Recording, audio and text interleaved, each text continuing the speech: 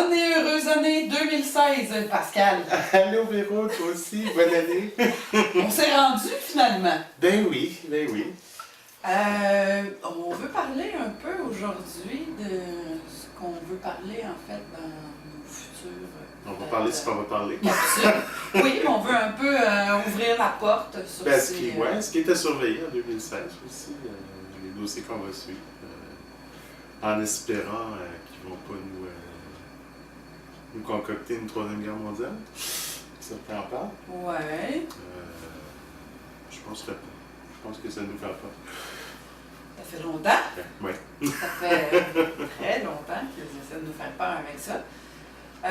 C'est sûr qu'on veut aborder plusieurs thèmes qu'on avait déjà un petit peu songé en 2015, comme par exemple l'intimidation. Oui, on va avoir une entrevue très intéressante bientôt d'ailleurs. Avec une mère et sa fille sur le sujet justement qui va être un peu le début.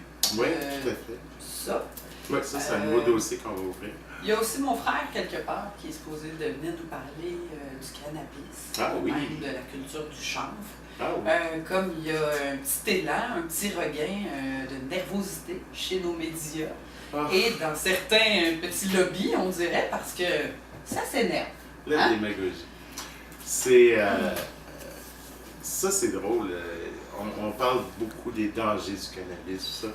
Bizarrement, on les met jamais en parallèle avec les dangers de tous ces produits qui sont en vente libre et qui sont infiniment plus dangereux, à commencer par l'alcool qu'on peut se procurer à n'importe quel dépanneur du coin et qui provoque des intoxications bien plus graves, bien plus dangereuses. Du genre coma éthylique ou des accidents. Ou aussi des problèmes de comportement violents, des choses comme ça qu'on ne voit pas avec le cannabis. Le cannabis est une drogue très, très calmante, apaisante, sauf dans des cas c'est de ce que j'allais dire, psychose, sauf chez les gens qui sont déjà prédisposés, souvent, que dans le fond, il aurait pu avoir ce bad trip-là avec mais dans le fond, des pilules, avec n'importe quoi, tu sais. toutes les formes de prohibitionnisme, j'en remarque le même type d'argument. C'est toujours une vision très idéaliste. On voudrait qu'il n'y ait plus personne qui éprouve le besoin de se droguer, par exemple, ou d'avoir recours au service d'une prostituée. C'est bien beau tout ça, un beau monde idéal où tout le monde est beau, tout le monde est gentil, mais c'est pas ça la réalité.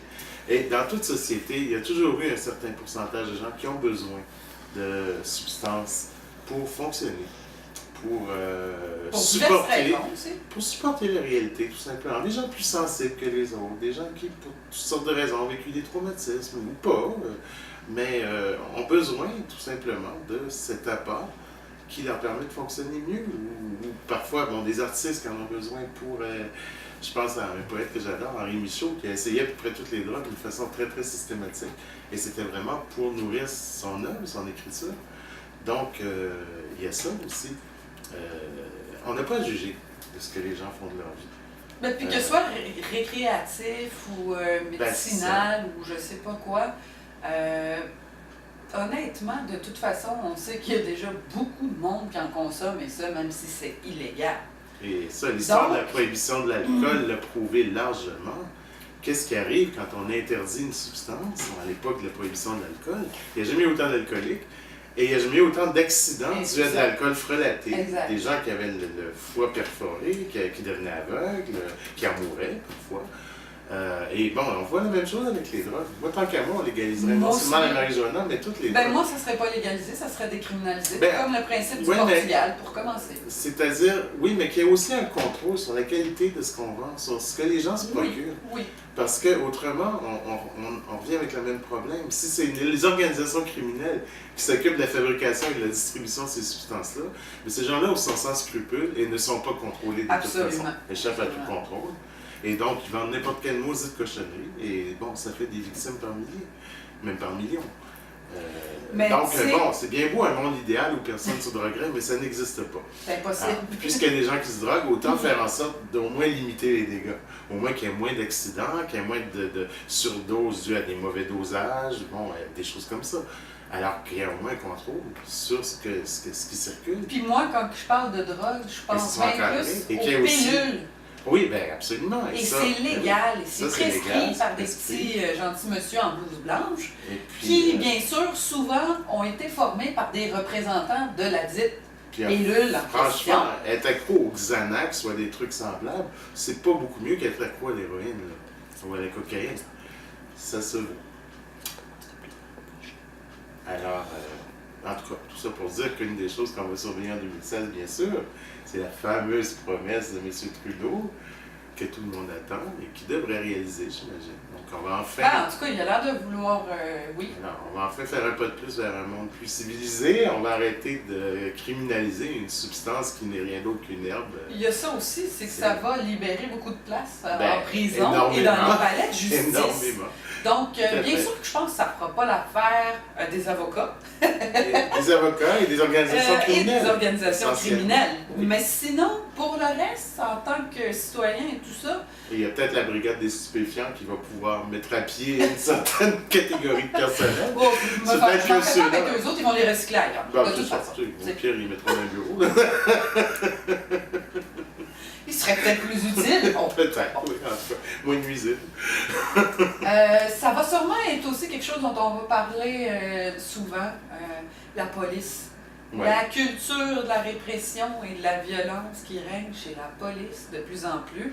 On voyait ça aux States avant, mais on voit ça chez nous aussi. Ben ça, c'est une chose qu'on constate un peu partout. Hein. Il y a vraiment une montée, il y a comme une militarisation de la police en réalité. Comme l'État policier aussi. Oui, et comme si finalement les autorités en place de plus en plus faisaient la guerre aux citoyens.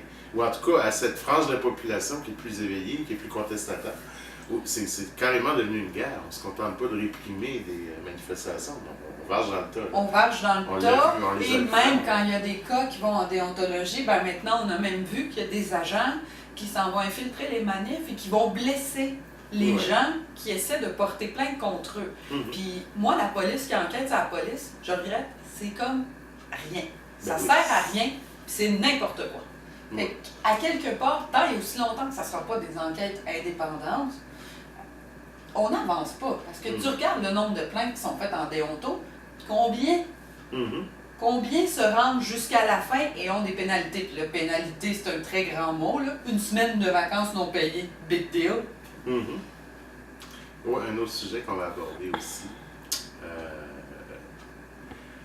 C'est assez délicat d'en parler parce que je ne sais pas comment l'aborder, mais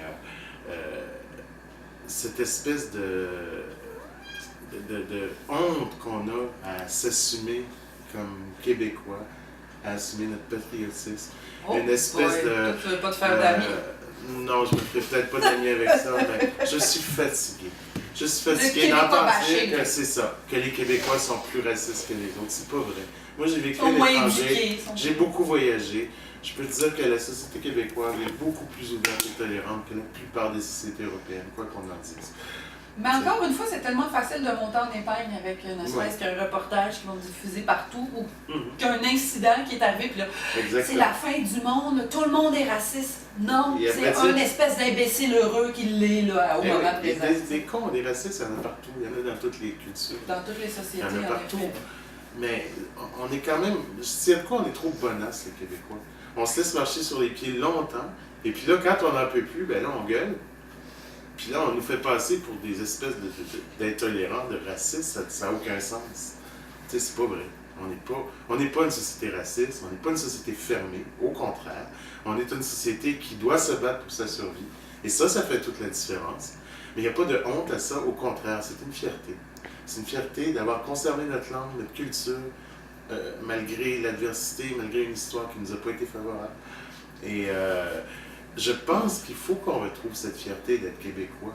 Ça ne veut pas dire être raciste, ça ne veut pas dire détester les autres ou mépriser les autres, pas du tout. Ça veut dire nous respecter nous-mêmes. Et de la même façon que comme individu, je pense qu'on ne peut pas vraiment aimer si on ne prend pas d'avoir à s'aimer un peu soi-même.